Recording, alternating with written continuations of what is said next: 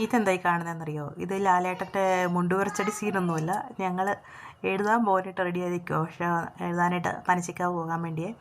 ആ മുണ്ട് ഉടുക്കാൻ പറഞ്ഞാൽ അന്നേരം ആ സമയത്ത് കൊടുത്തത് അവന് ഇഷ്ടപ്പെട്ടില്ല. അതാണ് അതിൻ്റെ കാരണം. അവനതെടുത്ത് എറിയുക. അല്ലെങ്കിൽ മുണ്ടൊന്നും ഇല്ലാതെ മുമ്പിൽ പോവുകയാണേ. കുറച്ചങ്ങ് ഇറങ്ങിപ്പോയി. ഞങ്ങളും പുറകെ മിണ്ടാതെ പോയി.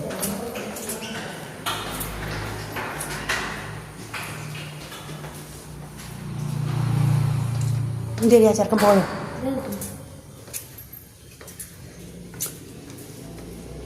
എന്തിയാണ് നിന്റെ മുണ്ട്? തുണിയിലത് പോണു നീ. ആ, നീ കേട്ടിട്ടില്ലേ അങ്ങനത്തെ സാധനം?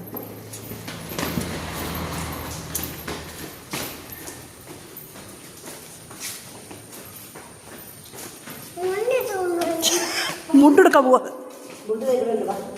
അവനിപ്പോഴാ നാണം വന്നേ. ഇതിലെ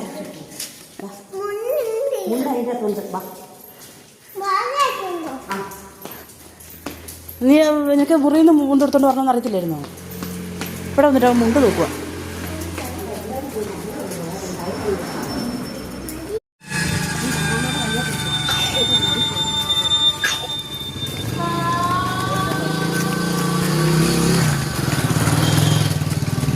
ചീക്കുട്ടാ, എവിടെ പോവാടാ?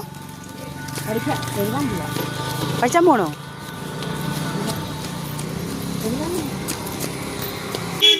വണ്ടി